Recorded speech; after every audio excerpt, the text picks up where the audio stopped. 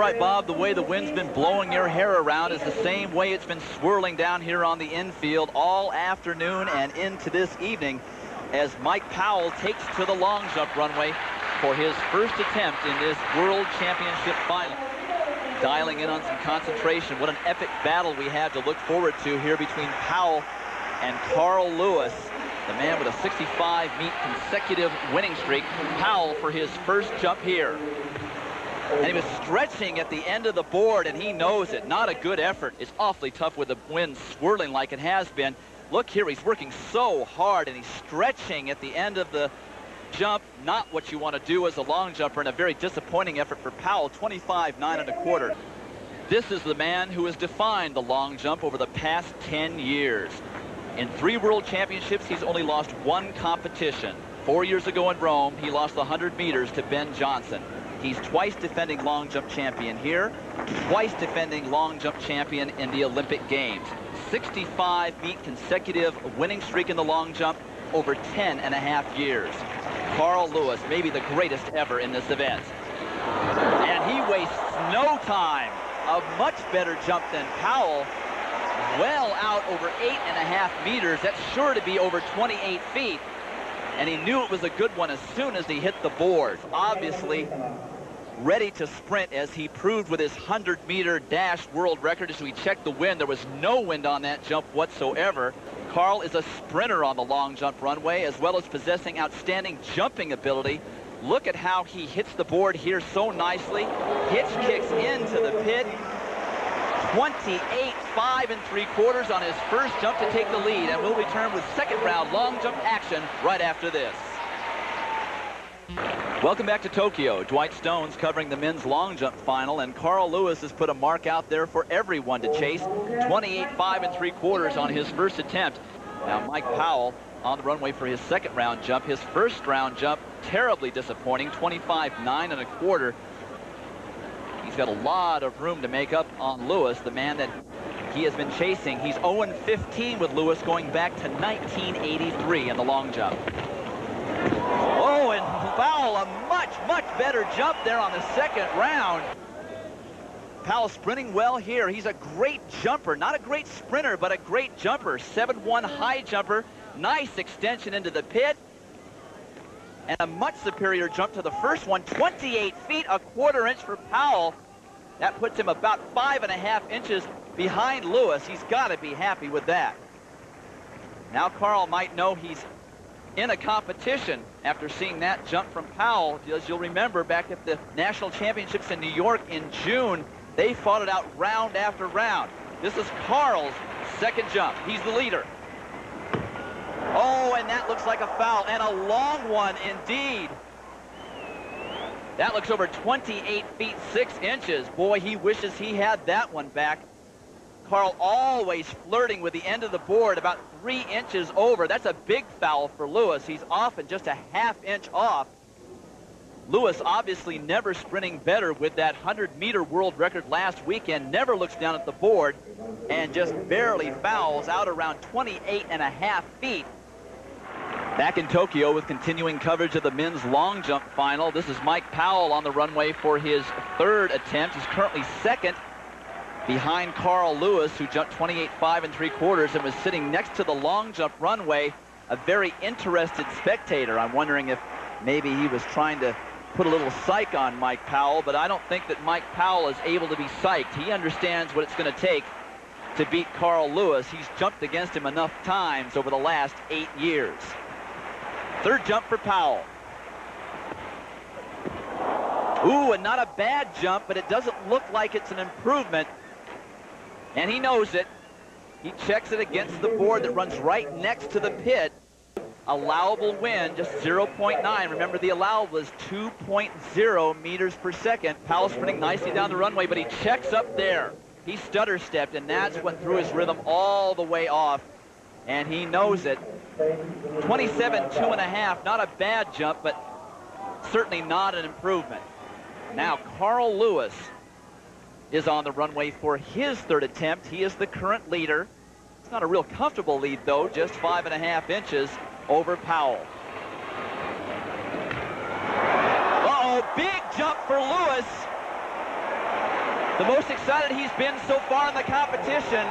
He didn't get this excited for his first round jump. Look at him sprinting down the runway. He is in the greatest shape of his life. Nails the board, and look at that. Very close to the world record marker. Even looks like he snuck a peek at the board. That's unheard of for Lewis. Look at this, a ½ an inch to spare on the board. 28.11 3/4, but it's wind aided, just slightly over the allowable, and his mom, Evelyn Lewis, enjoying it in the stand. Now in the 4th round of the competition, and this is an unusual sight. Carl Lewis at the end of the runway looking back at Mike Powell. I don't think I've ever remembered Carl watching a long jump competition so intently. He just jumped the longest jump of his career in the 3rd round, 28.11 3/4. It was just slightly wind aided, but he has a big lead over Mike Powell, nearly a foot. Here he comes, sprinting hard. And he checks up a little just before the board. That's a long, long jump. Oh, but it's a foul, and he can't believe it. The officials motion him over to show him the mark in the plasticine, and he says, no, no, no, that's not my mark. But he argues to no avail. That was a long foul. That was very close to Lewis's mark. Let's see how close. Oh, just about 3/4 of an inch over. Now, Carl had to have seen that jump. He was sitting at the runway watching Powell's every move. Is this guy amazing? 30 years old, and he just set the world record in 100 meters. Oh, another great jump for Lewis. He's also drifting off to the right of the pit. I haven't seen that either. Oh, the wind is over the allowable. That is why he looked a little upset. Slapped his hands like, oh, nuts. 29.2 3/4. That is in excess of the world record of Bob Beeman's, but it's wind aided. And he adds 3 inches to his lead in this competition. Ladies and gentlemen, if this man gets a legal win, he might just break Beeman's record. Unbelievable. His speed is exceptional on the runway. This man leaves nothing to spare on the board when he jumps. Well, look at that! So close to the 9-meter mark. And he sneaks another peek at the board. This is incredible. You can't squeeze any more out of a long jump board than that. Back in Tokyo for more men's long jump. On his last attempt, Carl Lewis jumped in excess of the current world record held for the past 22.5 years by Bob Beeman. However, it was wind aided, exceeding the allowable limit by 0.9 of a meter per second, or roughly 2 miles per hour. This is Mike Powell, 5th round jump. He's starting to run out of time. In the 4th round, he had a slight foul right around 28 feet 9 inches. Powell's got to get on his horse right here. Oh, big jump for Powell. That was huge. And it's a fair jump. No red flag like in the last round. What an incredible competition. 0.3 meters per second aiding wind. That's not over the allowable. Carl, like everyone else, waiting for the measurement. Powell standing in front of the board, transfixed. 29.4½, a new world record, and the wind is okay.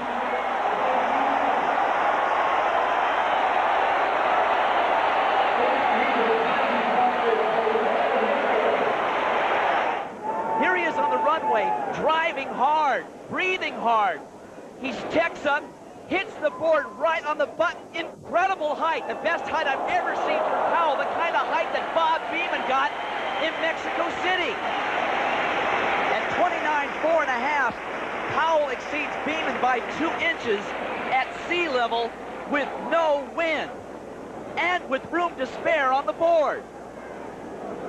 He can't believe it. But remember, this competition is not over. We're only in the 5th round, and Carl Lewis jumps after Mike Powell in the order. Now, not only does he not have the world record at this moment, but one of the other people in the competition does. Mike Powell has seen this movie before. It happened at the National Championships in June. Lewis, the consummate competitor. Great jump by Lewis. But he's much more subdued in his reaction this time. We're splitting hairs in this competition. Powell knows that Lewis is capable of anything. You don't have a 65-meet winning streak over 10.5 years without not knowing how to respond under pressure. Lewis looking as good as he ever has on the runway on every one of his jumps tonight. Once again, right on the board. This time into a slight head with 29, 1 1/4, the 3rd longest jump in history. Back in Tokyo for the 6th and final round of this titanic battle in the men's long jump between Carl Lewis and this man, the new world record holder and leader in the competition, Mike Powell. But let's take a look back at Powell's leap into history. It was his 5th jump. He was behind by over a foot to Lewis. And he jumped up and out further than any man under any conditions in the history of the long jump.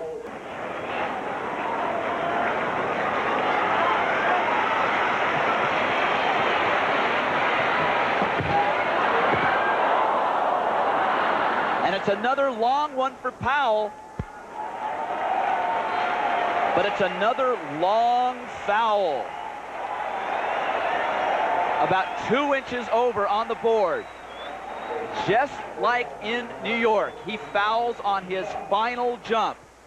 But unlike New York, Carl Lewis gets a chance to come back after Powell is finished. Powell's cannon has fired. A world record after 22.5 years. Can Carl Lewis do what he has done so many times before in the last 10.5 years? Everyone in this stadium knows what Carl Lewis is capable of. With his 100-meter speed at its peak right now, no one counts him out of this competition. And another big jump for Lewis. And just like in New York, he looks into the pit and is unsure of the distance. Done. 29 feet even. And the streak has come to an end.